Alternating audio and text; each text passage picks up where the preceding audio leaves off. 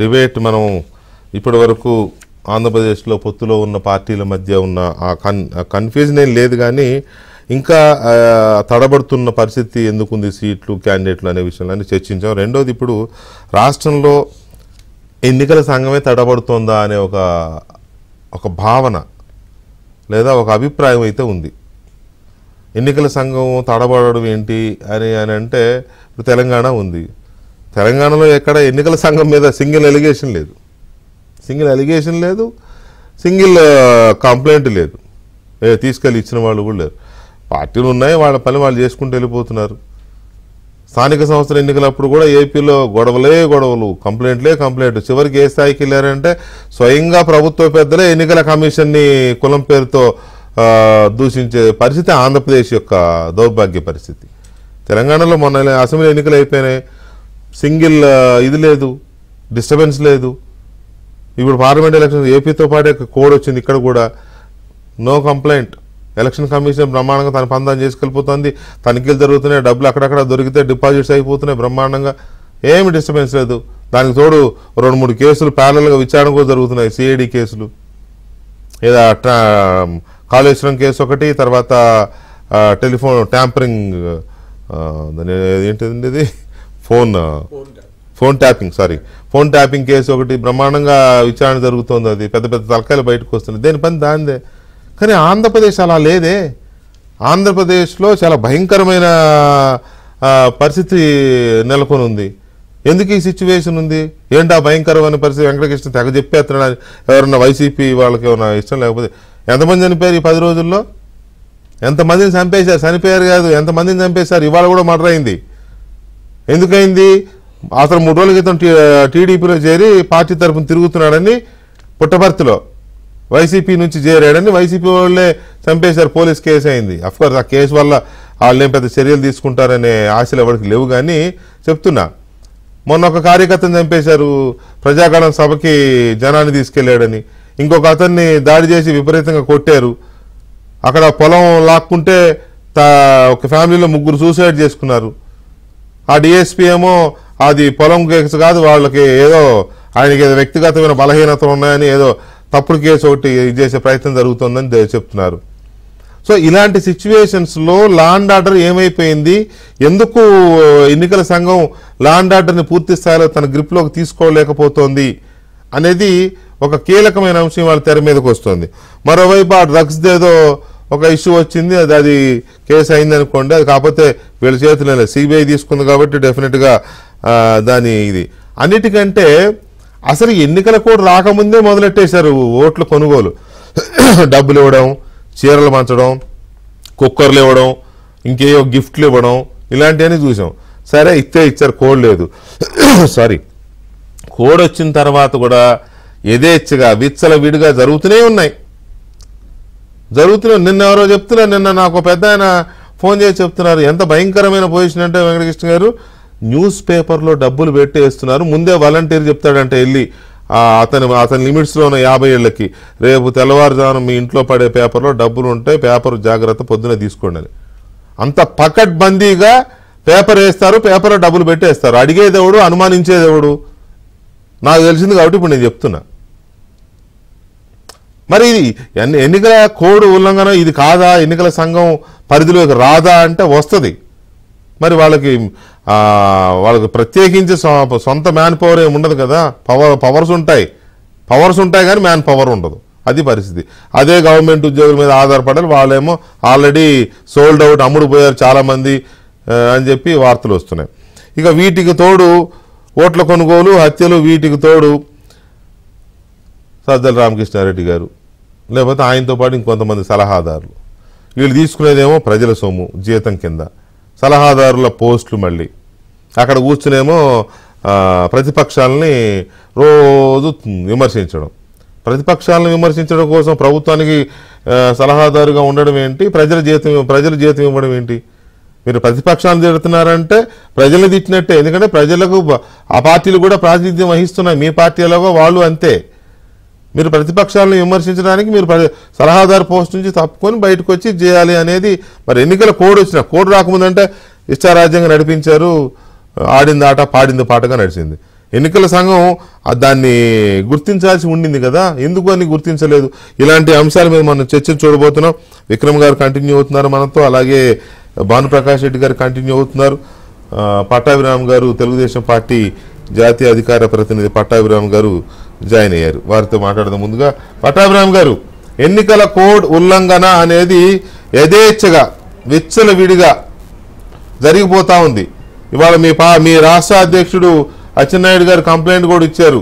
సజ్జల రామకృష్ణారెడ్డి సలహాదారు పదవి నుంచి తీసేయాలి అని చెప్పి ఒక కంప్లైంట్ కూడా లాడ్జ్ చేశారు. దాంతోపాటు ఇంకా చాలా విషయాలు, ఇప్పుడు నేను చెప్పిన కొన్ని విషయాలు ఇటువంటివి ఉన్నాయి.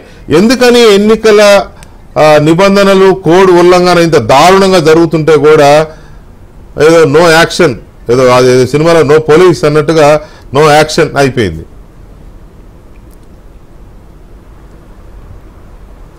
వికే గారు, మీకు ప్యానెల్లో ఉన్నటువంటి మిత్రులందరికీ నమస్కారం. నమస్కారం సార్. ఇప్పుడు మనందరికీ తెలుసు, ఒకసారి ఎలక్షన్ షెడ్యూల్ విడుదలయ్యి ఎలక్షన్ నోటిఫికేషన్ విడుదలైన తర్వాత మోడల్ కోడ్ ఆఫ్ కాండక్ట్ అమల్లోకి వచ్చిన తర్వాత ఎలక్షన్ కమిషన్కి విస్తృతమైనటువంటి అధికారాలు ఉంటాయి. It becomes super powerful.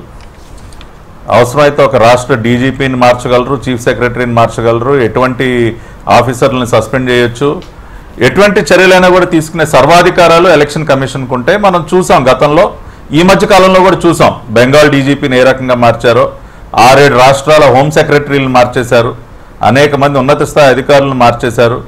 కాబట్టి ఇవన్నీ కూడా మనం ప్రతిరోజు చూస్తూ ఉంటాం. కానీ ఎందుకనో ఆంధ్రప్రదేశ్లో మాత్రం ఇప్పటి వరకు మనందరం చూస్తున్న పరిణామాలు, ఎలక్షన్ కమిషన్ నుంచి ఆశించినటువంటి స్పందన లేకపోవటం అనేది కొంత అది నిరుత్సాహాన్ని కలిగిస్తూ ఉంది. ఎందుకంటే అనేక సంఘటనలు వీకే గారు, అంటే ఎలక్షన్ కమిషన్ ఇమ్మీడియట్గా చర్యలు తీసుకోవటానికి అన్ని అవకాశాలు ఉన్నటువంటి సంఘటనలు అనేకం జరిగాయి. ఇప్పుడు ఉదాహరణకి సాక్షాత్తు దేశ ప్రధానమంత్రి హాజరైనటువంటి సభ చిలకలూరుపేటలో పోలీస్ ఫెయిల్యూర్ అనేది చాలా స్పష్టంగా కనపడింది. వాంటెడ్గా పోలీసులు ఏ రకంగా ఆ సభని భగ్నం చేయటానికి, లేదంటే ఆ సభను ఒక ఫెయిల్యూర్గా చిత్రీకరించడానికి పోలీసు ఉన్నతాధికారులు, అది రేంజ్ ఐజీ పాలరాజు కానీ ఆ రోజున, లేదంటే పల్నాడు ఎస్పీ రవిశంకర్ రెడ్డి కానీ, ఇటువంటి అధికారుల యొక్క పాత్ర స్పష్టంగా మనం డిబేట్ చేసాం. అవన్నీ కూడా ప్రజలందరూ కూడా గమనించారు. మేము ఇమ్మీడియట్గా మీటింగ్ అయిన మరుసటి రోజు ఎలక్షన్ కమిషన్ దృష్టికి తీసుకెళ్ళాం. ఒక ప్రధానమంత్రి గారి సభ విషయంగా ఈ రకంగా జరిగితే రేపు అసలు మేము పొలిటికల్ ర్యాలీస్ ఏ రకంగా మేము చేసుకోవాలి, ఇమ్మీడియట్గా అధికారులపైన చర్యలు తీసుకుంటే ఇప్పటి వరకు to our surprise no action sir. వారం రోజులు దాటిపోయింది ఏది ప్రధానమంత్రి గారి కేసులో, మరి అప్పటివరకు ఏం చర్యలు తీసుకోవాలా? అదేవిధంగా ప్రజాగళం సభకి తనతో పాటు తన గ్రామంలో ఉన్నటువంటి వారందరినీ కూడా ఆ సభకు తీసుకువెళ్ళాడని చెప్పి మా పార్టీ కార్యకర్త మునయ్య, ప్రకాశం జిల్లా గిద్దలూరు మండలం, అతన్ని తీవ్రంగా కొడితే చచ్చిపోయాడు అతను. ఆ అంశాన్ని మేము ఎలక్షన్ కమిషన్ దృష్టికి తీసుకుని ఈ రకంగా పార్టీ సభలకు వెళ్ళి వస్తున్నటువంటి వారిని చిత్తగొట్టి చంపేస్తా ఉన్నారండి. చర్యలు తీసుకోండి అంటే మరి ఇప్పటి వరకు మరి అక్కడ ఉన్నటువంటి వారు ఎవరిపైనా కూడా చర్యలు తీసుకోవాలా? కనీసం పోలీస్ ఆ జిల్లా ఎస్పీకో లేదంటే డీజీకో ఎవరికో ఒకరు డైరెక్షన్ ఇవ్వాలి కదా. ఈ రకంగా బ్రాడ్ డే లైట్లో ఒక పార్టీ సభకు వెళ్ళొచ్చారని కొట్టి చంపేస్తా ఉంటే మరి చర్యలు తీసుకోవాలి. అదేవిధంగా ఇంకా అనేక రకాలైనటువంటి సంఘటనలు, ఫోన్ ట్యాపింగ్ సంబంధించి అది కూడా మేము ఫిర్యాదు చేసాం. మొన్న మా పార్టీ క్యాండిడేట్స్ అందరికీ ఒక వర్క్షాప్ పెట్టుకున్నాం వీకే గారు విజయవాడలో. వర్క్షాప్ పెట్టుకుంటే అనుమానాస్పదంగా ఒక వ్యక్తి తిరుగుతూ ఉన్నాడు. మా వాళ్ళు పట్టుకుని ఎవరా అని అతను నిలదీస్తే అతను షాడో పార్టీ ఇంటెలిజెన్స్ డిపార్ట్మెంటు. అతను ఫోన్ చెక్ చేస్తే మా పార్టీ విజయవాడ లోక్సభ అభ్యర్థి కేసినేని చిన్ని గారి ఫోన్ డీటెయిల్స్ అవన్నీ కూడా తన ఫోన్లో బయటపడ్డాయి. అంటే ఆయన ఫోన్ని ట్రాక్ చేయడానికి వాళ్ళు చేసుకున్నటువంటి చాటింగ్లు ఇవన్నీ కూడా. దాన్ని ఇమ్మీడియట్గా మేము ఎలక్షన్ కమిషన్ దృష్టికి తీసుకెళ్ళాం. మరి ఏది ఇప్పుడు ఒక మేజర్ పొలిటికల్ పార్టీ ఇవాళ ఒక ఎన్డీఏ కూటమి భాగస్వామిగా మా పార్టీ అభ్యర్థుల ఫోన్లు ట్యాపింగులకి ఈ రకమైనటువంటి వ్యవహారాలు నడుస్తూ ఉంటే, షాడో పార్టీలు పెట్టి ఇంటెలిజెన్స్ డిపార్ట్మెంట్ని వెనకబెట్టి ఈ రకంగా ఫాలో అవుతా ఉంటే మరి ఎలక్షన్ కమిషన్ దీన్ని తీవ్రంగా తీసుకోవాలి కదండి. ఎందుకని మరి ఫోన్ ట్యాపింగ్ అంశాన్ని కూడా అంత తేలిగ్గా తీసుకుంటా ఉన్నారు? అదేవిధంగా కడపలో ఒక కుటుంబం నిజంగా ఎంత బాధాకరం వీకే గారు. ఇవాళ కొత్త మాధవరం గ్రామం, ఒంటిమిట్ట మండలం, చేనేత వర్గానికి చెందినటువంటి కుటుంబం. సుబ్బారావు గారు, ఆయన భార్య పద్మావతి, కుమార్తె వినయ, వాళ్ళకి చెందినటువంటి భూమిని వీళ్ళు రెవెన్యూ రికార్డ్స్ మార్చేసి వైసీపీ నాయకులు ఆ భూమిని కబ్జా చేసేస్తే ఇవాళ తన బిడ్డ చదువుల కోసం ఉంచుకున్నాడు ఆ తండ్రి. తనకున్నటువంటి ఆ 3 ఎకరాల భూమిని కొంత అమ్మి 2 ఆడపిల్లల్ని చదివించుకుందామని చెప్పి ఆ భూమిని కాపాడుకుంటూ వస్తుంటే రాత్రికి రాత్రి రికార్డులు మార్చేసి ఈ భూమి నీది కాదు పోవయా, ఇది నాది అంటే ఏం చేయాలో అర్థం కాక ఆ తండ్రి రైలు పట్టాల మీద ట్రైన్ కింద పడి ఆత్మహత్య చేసుకున్నాడు. భార్య కుమార్తె ఇంట్లో విగత జీవులుగా పడి ఉండటం మనకు కనిపించినటువంటి దృశ్యం. మరి ఈ రకంగా election model code of conduct వచ్చిన తర్వాత ఇన్ని దురాఘాతాలు జరుగుతుంటే ఎందుకు ఎలక్షన్ కమిషన్ ఇమ్మీడియట్గా స్పందించట్లేదు? వాళ్ళ దగ్గర అధికారాలు ఉన్నాయి కదా. ఇప్పుడు ఇదే రకంగా కంటిన్యూ అయితే అసలు రేపు ఎలక్షన్ సజావుగా ఎలా జరుగుతుంది? ఈ రకంగా రెచ్చిపోతాం అంటే వైసీపీ సైకోలందరూ. రెండో పక్కన ఈ తాడేపల్లి జీతగాడు పొద్దున్న లేస్తే పచ్చి అబద్ధాలు మాట్లాడతాడు. ఈ సకల శాఖ మంత్రి తీసుకునేదేమో ప్రజాధనం, 6-7 లక్షలు, నా ఇంకా దాదాపు 10 లక్షల దాకా తీసుకుంటున్నాడు నెలకి అన్ని కలుపుకుని. Is an adviser on public affairs అంట. ఈయన ఎట్లా రాజకీయ ఉపన్యాసాలు చేస్తారండి? అసలు కోడ్ ఆఫ్ కాండక్ట్ కాదండి. అసలు దానికి ముందు కూడా అతను ఆ రకంగా పొలిటికల్ ఇది చేయటానికి లేదు, కానీ ఆ రకంగా చేశాడు. మోడల్ కోడ్ ఆఫ్ కాండక్ట్ వచ్చింది, ఇప్పుడు అతన్ని కట్టడి చేయాలి కదా. మేము కంప్లైంట్ చేసాం. He should be restricted immediately. అంత రాజకీయ నాయకుడిగా కొనసాగాలంటే రిజైన్ చేయమనండి. ఎలా చేస్తారు ఇటువంటి పనులన్నీ? ఇప్పుడు ఇటువంటివన్నీ చెప్పుకుంటూ పోతే ఈ డిబేట్ సరిపోదు వీకే గారు. అన్ని ఎన్ని లెటర్స్ అండి, రోజు ఇస్తూనే ఉన్నాం లెటర్స్.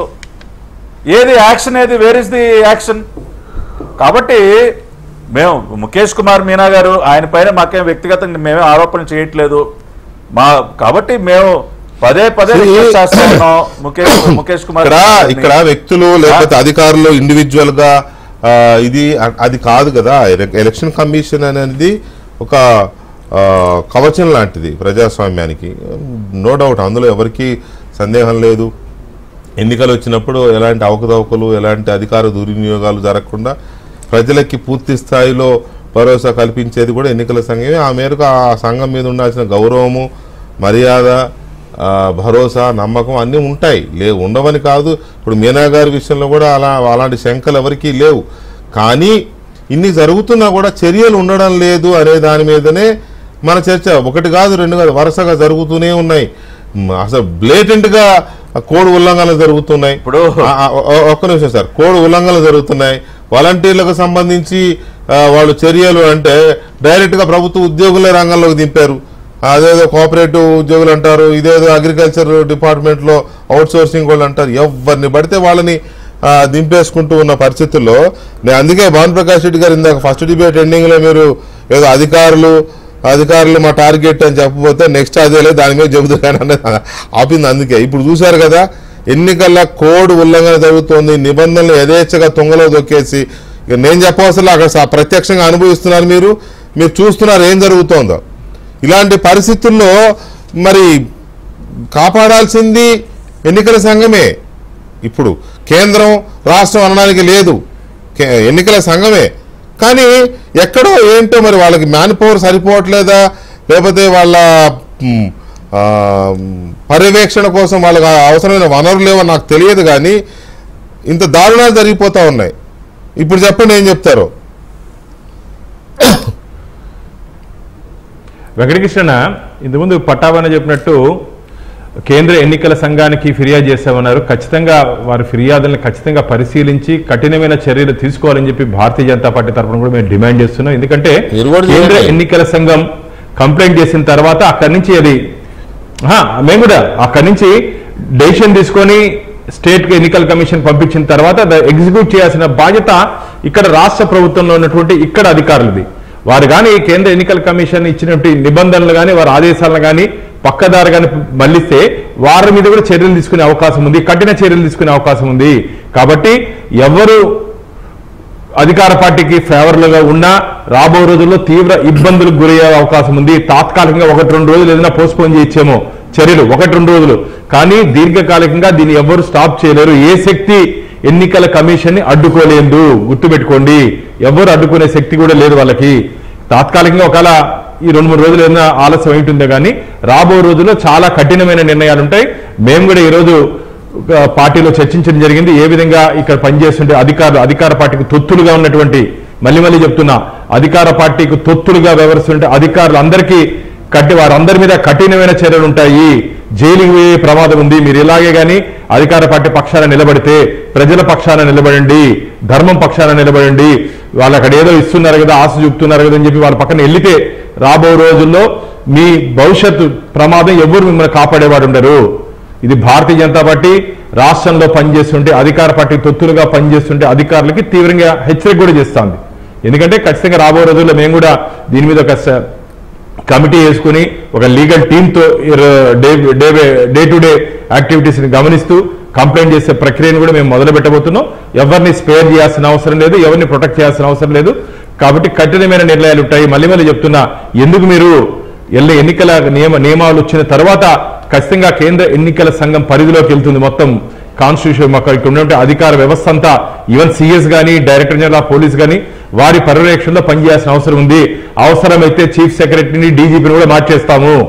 ఆంధ్రప్రదేశ్లో చీఫ్ సెక్రటరీని, డీజీపీని కూడా మార్చేస్తాము. ఇదే విధంగా కానీ వీరి చర్యలు కానీ ఉంటే, మౌనంగా కానీ ఉంటే, ఎటువంటి చర్యలు తీసుకోకపోతే జరగబో పరిణామాలు చాలా తీవ్రంగా ఉంటాయి. మేము ఇప్పటికే మా నాయకులతో చర్చించడం జరిగింది. రేపు జరగబో మీటింగ్లో కూడా దీని మీద సుదీర్ఘంగా చర్చించి ఏ విధంగా యాక్షన్ తీసుకోవాలి, ఏ విధంగా ప్రజాస్వామ్య పద్ధతిలో ఎన్నికలు జరగాలి, ప్రజాస్వామ్య పద్ధతిలో ఎన్నికలు జరగాలి, ప్రజలు స్వచ్ఛందంగా ఓటేయాలి. ఈ ధనబలం, అంగబలం, అర్ధబలాన్ని అడ్డుకొని ప్రజలు స్వేచ్ఛగా ఓటేసే ప్రక్రియ, ఆ వాతావరణాన్ని కల్పించేదానికి మేము సిద్ధంగా ఉన్నాం. దానికి ఎన్నికల కమిషన్ ఇంకా ముందుకు పోతుంది. కాబట్టి ఎవరు భయపడాల్సిన అవసరం లేదు. స్వేచ్ఛగా ప్రజాస్వామ్య పద్ధతి ఎన్నికలు జరుగుతాయని చెప్పి మేము భరోసా ఇస్తున్నాం. ఎట్టి పరిస్థితుల్లోనూ వీళ్ళు ఎన్ని కుట్రతాలు చేసినా సరే అధికార పార్టీ అధికారంలోకి రావడం కళ. కాబట్టి ఏదో మేము మళ్ళీ అధికారంలోకి వస్తాము, మిమ్మల్ని మేము ప్రొటెక్ట్ చేస్తామని చెప్పి అధికారులకి మీరు ఏదైనా మాయ మాటలు చెప్పి వాళ్ళని లొంగ తీసుకునే ప్రయత్నం చేస్తే అధికారులు మీరు ఏదైనా వాళ్ళ బొట్లో పడిపోతే మంతే మునిగిపోయినట్టే. మిమ్మల్ని పైన లేపే శక్తి ఎవరికి లేదు. మీరు మునిగిపోయినారంటే మీకు చేయించే శక్తి ఎక్కడ లేదు. కాబట్టి దయచేసి ఒళ్ళు దగ్గర పెట్టుకొని పనిచేయండి. ఈ 50 రోజులన్నా సరే అధికార పార్టీని ఈ మొత్తం ప్రక్రియ ప్రారంభమైన తర్వాత దాదాపు 4.5 సంవత్సరాలుగా ఈ ప్రభుత్వం మీద వ్యతిరేకిస్తూ పోరాడుతున్న వాళ్ళు వివిధ వర్గాల ప్రజలు ఉన్నారు, పార్టీలు ఉన్నాయి, అన్ని రకాలుగా ఉన్నవాళ్ళు ఉన్నారు కదా. సరే 4 సంవత్సరాల 5 సంవత్సరాలు సుమారుగా వెయిటింగ్ తర్వాత ఎన్నికలు వచ్చాయి. ఇక ఇది ఒక మంచి అవకాశం, మనం ఈ ప్రభుత్వానికి వ్యతిరేకంగా ఓటేసి ప్రభుత్వాన్ని దింపేయడాకని భావించే వాళ్ళు ఉన్నారు. సరే మళ్ళీ ప్రభుత్వాన్ని తెచ్చుకోవాలనుకునే వాళ్ళు కూడా ఉంటారు, దాన్ని మనమే తప్పట్టు అవసరంలా. కానీ ఈ వచ్చిన అవకాశంలో ఈ ప్రాసెస్ మొత్తంలో చిన్న పావునైనా పెద్ద కర్రతో కొట్టాలి అని వదిలేసి ఏదో మనం వాళ్ళని హెచ్చరిస్తున్నామని మీరు, లేకపోతే బెదిరి ఊరుకునేది లేదని వాళ్ళు ఇట్లా అనడం వల్ల పెద్దగా వాళ్ళ మీద ఏదో ప్రభావం చూపుతుందా అనేది ఒక ప్రశ్న అయితే, అసలు కళ్ళ ముందు నిబంధనల ఉల్లంఘన, కోడ్ ఉల్లంఘన జరుగుతూ ఉంటే కూడా ఎన్నికల కమిషన్ ఎందుకు ఏమీ చేయలేకపోతుంది? చేయట్లేదని నేను అనను, కానీ ఏమీ చేయలేకపోతుంది ఎందుకు? ఎవరో ఒక ఆయన అంటున్నారు అది మ్యాన్ పవర్ లేకపోవడం కాదు, విల్ పవర్ లేకపోవడం అని మెసేజ్ ఏదో సంథింగ్ నడుస్తుంది. అంటే వాళ్ళకి ఉద్దేశపూర్వకంగా చేయరు అని ఉండదు, కానీ ఎక్కడో తేడా కొడుతోంది. బహుశా నా అవగాహన, నా అబ్జర్వేషన్ ప్రకారం అయితే వాళ్ళు మళ్ళీ రాష్ట్ర ప్రభుత్వ అధికారుల మీదే డిపెండ్ అవ్వాలి. వాళ్ళకేం సొంత అధికారులు ఉండరు. ఈ రాష్ట్ర ప్రభుత్వ అధికారుల్లో కీలక స్థానాల్లో ఉన్న వాళ్ళు చాలామంది ఇప్పుడు జగన్మోహన్ రెడ్డి గారికి ఎలా ఉన్నారో తెలిసిందే. సో అందువల్ల ఎలక్షన్ కమిషన్ యొక్క ఆదేశాలు కిందికి పర్క్యులేట్ అవ్వడం లేదా, ఇంప్లిమెంట్ అవ్వడం లేదా అనే అనుమానం కూడా ఉంది. ఏమైనా అన్ని రాష్ట్రాల్లో ఒకలా డీటెయిల్స్ చెప్పవసరం లేదు. కానీ విక్రమ్ గారు ఇప్పుడు ఖచ్చితంగా మీరు చెప్పిందంతా పట్టాభి గారు కానీ భాను ప్రకాష్ గారు ఇప్పుడైతే ఒక పార్టిజన్ యాటిట్యూడ్ అయితే కనపడుతుందండి. ఉదాహరణకి మనం 2 రోజుల వ్యవధిలో ఈయన లోకేష్ బాబు ఆ వెహికల్ 2 సార్లు తనిఖీ చేశారు. మరి మిగతా వాళ్ళ వెహికల్స్ ఎందుకు తనిఖీ చేయట్లేదు? అసలు అక్కడే డౌట్ వస్తుంది. ఇప్పుడు తనిఖీ చేయొచ్చు, తప్పేం లేదు, అందరూ చట్టం అందరికీ సమానం కదా. అంటే అక్కడ ఏదో జరుగుతుంది. దీనివల్ల ఏమవుతుందంటే ఒక హింట్ ఇస్తున్నారు వాళ్ళు. అంటే తెలుగుదేశం అదర్ దాన్ వైఎస్ఆర్సీపీ నాయకుల్ని మీరు చేయండి అనేది ఒక ఇన్స్ట్రక్షన్స్ ఏమైనా వచ్చినాయి అనేటువంటిది తెలుసు, పోలీస్ హైయర్ ఆఫీసర్స్ నుంచి వస్తుంది. దానివల్ల ఏమవుతుందంటే ఈ అధికార పార్టీ వాళ్ళు ఎంబోల్డెన్ అవుతారు. అంటే మనం ఏం చేసినా we can get off, take it for granted అన్నట్టు. అంటే మనం ఏది చేసినా కూడా ఏం పర్వాలేదు అనేటువంటి ఒక సందేశం కనుక వెళ్తే అది చాలా డేంజరస్. అందువల్ల నేనేంటంటే అంటే టీడీపీ కానీ బీజేపీ కానీ ఇప్పుడు మీరు చెప్పింది కరెక్ట్. అది ఊరికే చవటం మూలాన ఏదో హెచ్చరికలు చేయటం వల్ల ఏం జరగదు, అదేం లేదు. అది గతంలో ఏంటంటే శేషన్ గారు ఉన్నప్పుడు ఎలక్షన్స్ టైంలో ఆయన రాష్ట్రాలన్నీ తిరిగి ఆల్ పార్టీలని పిలిచి ఇక్కడ ఏమైనా ఇష్యూస్ ఉన్నాయా అని చెప్పి అక్కడ ఏదన్నా జరిగితే కనుక ఆయన అక్కడే అంటే స్టేట్ ఎలక్షన్ కమిషనర్ ఎవరైతే ఉన్నారో చీఫ్ ఎలక్షన్ కమిషనర్ ఆయనకి ఆర్డర్స్ ఇచ్చినటువంటి పరిస్థితి ఉందండి. అందువల్ల ఏంటంటే ఇప్పుడు సెంట్రల్ ఎలక్షన్ కమిషనర్ ఎవరైతే ఉన్నారో వాళ్ళు 3 ఉన్నారు కదా, వాళ్ళు రాష్ట్రాలన్నీ టూర్ చేయాలి. ఎక్కడైతే ప్రాబ్లమాటిక్గా ఉన్నాయో వాళ్ళు ఆల్రెడీ ఏదో కొన్ని జిల్లాలు చేశారు. అందులో ఆంధ్రప్రదేశ్లో కొన్ని జిల్లాలు ఉన్నాయా లేదా అనేటువంటిది మనకు తెలియదు. కాబట్టి ఇప్పుడు ఇమ్మీడియట్ టాస్క్ ఏంటంటే వీళ్ళ మీద ఉన్నది సెంట్రల్ చీఫ్ ఎలక్షన్ కమిషనర్ని రప్పించాలి, రాష్ట్రానికి రప్పించాలి. ఇక్కడ పరిస్థితుల్ని ఆయనకి చెప్పాలి. ఆల్ పార్టీ మీటింగ్ పెడితే అన్ని పార్టీల వాళ్ళకి తెలుస్తుంది కదా, నాట్ ఓన్లీ టీడీపీఓ లేకపోతే జనసేన కాదు, వామపక్షాలు కావచ్చు, వాళ్ళు కావచ్చు, ఎవరి గ్రీవెన్సెస్ వాళ్ళు చెప్పడానికి వీలుంటుంది. దీన్ని దీన్ని దృష్టిలో పెట్టుకొని ఆ రకంగా ఏమైనా చేయగలిగితే కొంత ఏదన్నా వీళ్ళు కొంత కంటైన్ అవుతారు. లేకపోతే ఏమవుతుందంటే ఇదే మీరు ఎలక్షన్ ఇప్పుడు తెలుగుదేశంలో రోజుకో 20-30 ఎలక్షన్ కమిషనర్కి లెటర్స్ ఇస్తూనే ఉంటారు. భానుప్రకాష్ గారి కానీ మిగతా వాళ్ళు కానీ హెచ్చరికలు చేస్తూనే ఉంటారు, పని జరుగుతూనే ఉంటాయి. కాబట్టి ఏంటంటే సమస్య ఏంటనేటువంటిది ఇక్కడ ఐడెంటిఫై చేశారండి. ఆ సమస్యని ఎలాగ పరిష్కరించాలనేదే ఇప్పుడు కావాలి. ఇప్పుడు ఉన్నది హార్డ్లీ మీకు ఎంత 45 days ఉంది. ఈ 45 daysలో ఏం జరగాలి, ఎలా చేయాలి, దీన్ని ఏ విధంగా కర్బు చేయాలి, కంటైన్ చేయాలి. సింపుల్ విక్రమ్ గారు, కోడ్ వచ్చిన 2వ రోజే తెలంగాణలో అఫీషియల్ గా ఒక వార్త వచ్చింది. రేపటి నుంచి సెక్రటేరియట్లో ఫంక్షనింగ్ ఉండదు, సీఎం ఇంటి దగ్గర నుంచే పని చేసుకుంటాడు, సెక్రటేరియట్కి రాడు 2 నెలల పాటు ఎలక్షన్ అయ్యేదాకా. అంటే చూడండి ఎంత పర్ఫెక్ట్ గా వచ్చేసిందో. ముఖ్యమంత్రి సెక్రటేరియట్కి రాడు, మంత్రులు సెక్రటరీకి రారు, ఇళ్ళ దగ్గర నుంచి చేసుకోవాల్సింది 2 నెలలు అనగానే ఆయన కూడా గాంధీ భవన్ ఇల్లు పెట్టుకున్నట్టు పార్టీ ఎలక్షన్ ఏమన్నా అఫీషియల్స్ ఇవి ఉంటే ఇక్కడ ఇది తప్ప వేరే ఏమీ లేదు. అసలు అక్కడ అలాంటి వాతావరణమే లేదు. హాయిగా వాళ్ళ ఆఫీసు నుంచే ఫంక్షన్ చేస్తున్నారు సలహాదారులు, వీళ్ళంతా చూస్తున్నారు కదా. సో ఈ కాంట్రాస్ట్ చాలా క్లియర్ కనబడుతుంది. దాన్ని ఏ విధంగా చేయాలనే దాని మీద ఇప్పుడు వీళ్ళు నిజమైన ఎక్సర్సైజ్ ఇప్పుడు చేయాలి. లేకపోతే ఏమవుతుందంటే డ్యామేజ్ జరుగుతూనే ఉంటుంది. ఇప్పుడు చాలా బ్లాటెంట్గా మీరు అన్నట్టుగా ఆయన లోకేష్ బాబు వెహికల్ తనిఖీ చేస్తున్నారు, మిగతా వాళ్ళు మరి ఒక్క వెహికల్ అన్నా తనిఖీ చేయాలి కదా. చంద్రబాబు నాయుడు గారు అందరూ చేయాలి కదా. అందరూ చేయకపోయినప్పుడు ఏంటి ఏదో జరుగుతుంది అనేటువంటిది ఇది చాలా డేంజరస్. అంటే ప్రజల యొక్క వాళ్ళ యొక్క నిజమైనటువంటి అభిప్రాయం ఎన్నికల్లో వ్యక్తీకరించకుండా జరిగేటువంటి అవకాశం ఉంది. కాబట్టి మేలుకోవాలి, అన్ని పార్టీలు మేలుకోవాలి. దానికి ఏం చేయాలనేటువంటిది కేవలం లెటర్స్ ఇవ్వడం కాకుండా ఇంకేదైనా చేయగలిగరా అనేటువంటిది ఆలోచించాలి. రైట్. పట్టాభి గారు, మీరు ఇందాక ఏదో చెప్తుంటే నేను ఆపాను.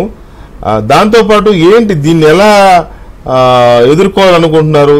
ఎన్నికల కమిషన్ చేస్తామంటది, పాపం వాళ్ళు చేయాలనుకుంటున్నారేమో, వాళ్ళేం తప్పు పట్టట్లేదు కానీ బట్ చేయలేకపోతున్నారు. కారణాలు ఏంటో తెలియదు మనకి. సో దీన్ని ఎలాగా మీరు ఫైట్ చేయాలనుకుంటున్నారు?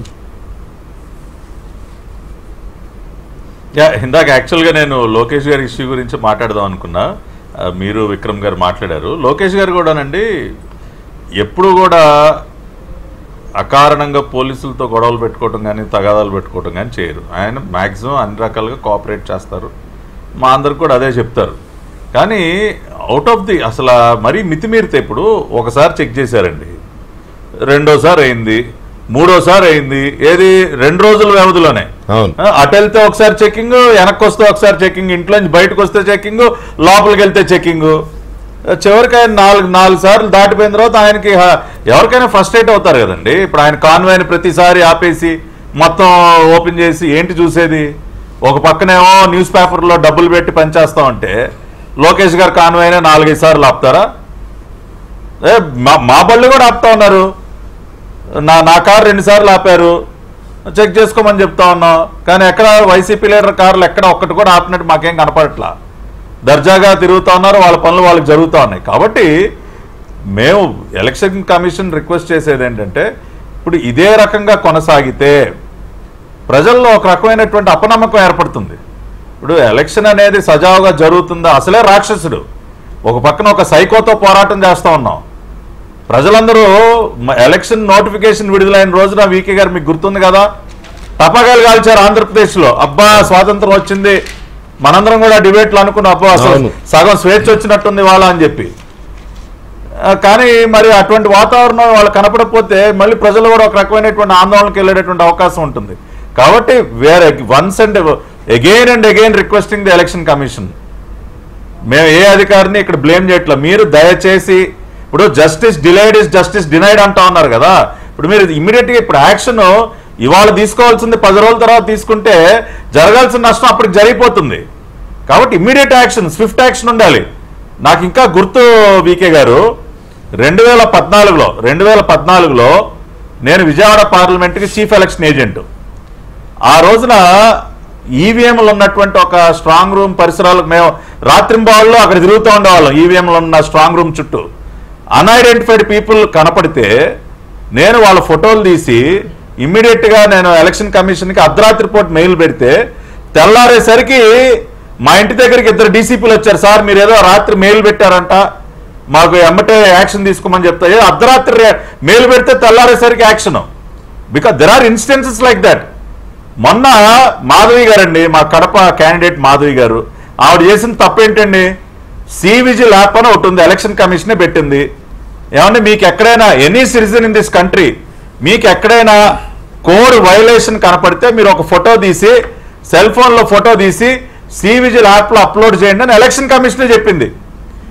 ఆ పనే కదా మాధవి గారు చేసింది. ఇంకేమన్నా తప్పు చేశారా మాధవి గారు? ఆవిడ గన్నవరం ఎయిర్పోర్ట్ నుంచి బయటకు వస్తే అక్కడ చుట్టూ హోర్డింగ్లు ఆవిడ సివిజిల్ యాప్లో ఫోటో తీసి అప్లోడ్ చేస్తా ఉంటే ఈ గన్నవరం వైసీపీ సైకోగాళ్ళందరూ వచ్చి అటాక్. ఏదండి చర్యలేవండి? ఏం చర్యలు తీసుకున్నారండి? అంటే మీ సివిజిల్ యాప్ వాడకానికి కూడా అడ్డుపడుతుంటే ఎలక్షన్ కమిషన్ యాప్ అది సివిజిల్ యాప్. ఇవాళ ఒక ఎలక్షన్ కమిషన్ పెట్టిన సివిజిల్ యాప్ను కూడా వాడనివ్వకుండా చేస్తా ఉంటే ఎలక్షన్ కమిషన్ చర్యలు తీసుకోదా? మేము వీడియోగ్రాఫిక్ ఎవిడెన్స్ ఇచ్చాం మాధవి గారి ఇన్స్టెన్స్లో. ఎవరు అడ్డం పడ్డాడు, ఎవరు ఆ రోజున అక్కడ రౌడీజం చేశారు? ఇప్పుడు ఆ గన్నవరం సైకో వారి కింద చెంచా రంగా, ఓలిపల్ రంగా ఫోటోలు ఉన్నాయి, వీడియోలు ఉన్నాయి. ఏం యాక్షన్ తీసుకున్నారండి? ఎలక్షన్ కమిషన్ తలుచుకుంటే ఇమ్మీడియట్గా అతన్ని బొక్కలో వేయలేదా? కాబట్టి ఇటువంటివన్నీ ఇన్స్టెన్సెస్ ఒక రకమైనటువంటి ఆందోళన కలిగిస్తూ ఉన్నాయి సార్. కాబట్టి ఈ డిబేట్ ద్వారా కూడా we are once again appealing to the election commission. మీరు చర్యలు ఇంకా ఇమీడియట్గా స్పాంటేనియస్గా తీసుకోవాలి. ఇదే పద్ధతి కొనసాగితే ఎన్నికల ప్రక్రియ సజావుగా జరిగేటటువంటి పరిస్థితి రాష్ట్రంలో ఉండదు. కాబట్టి we are time and again appealing to the election commission. Central election commission కూడా మేము రిక్వెస్ట్ చేస్తూ ఉన్నాం. అన్ని పార్టీలు కలిసి రిప్రజెంట్ చేస్తూ ఉన్నాయి ప్రతి ఒక్క కంప్లైంట్ మీద. కాబట్టి ఖచ్చితంగా ఆ రకమైనటువంటి చర్యలు తీసుకోవాలి. ఎన్నికల ప్రక్రియ మీద ప్రజలకు ఒక నమ్మకం కలిగించే విధంగా ముఖేష్ కుమార్ మీనా గారు వారి టీం మొత్తం కూడా పనిచేయాలని మేము కోరుకుంటూ ఉన్నాం. అలాగే ఇంకొక సజెషన్ అనేది ఇప్పుడే వచ్చింది. ఈ కోడ్ అమల్లోకి వచ్చిన తర్వాత ఈ ప్రజాప్రతినిధులకి సెక్యూరిటీ ఉంటుందేమో కానీ ఈ కార్ల మీద వెహికల్స్ మీద ఎమ్మెల్యే ఎంపీ అనే స్టిక్కర్లు వేసుకుని తిరగడాలు ఉండవు. ఎందుకంటే అవి ఉంటే వదిలేస్తారనేది, ఆ స్టిక్కర్లు పెట్టుకోవడానికి పర్మిషన్స్ ఉండవని అంటున్నారు. కానీ ఏపీలో అందరూ అవి పెట్టుకుని తిరుగుతున్నారనే ఒక మెసేజ్ ఏదో వచ్చింది. ఒకసారి అది please focus on that also for all parties, not only TDP. I'm not telling only for TDP, all parties it is need of the hour. కాబట్టి anyway thank you very much Pattabhiram garu and Bhanuprakash Reddy గారు, విక్రమ్ గారు. Thank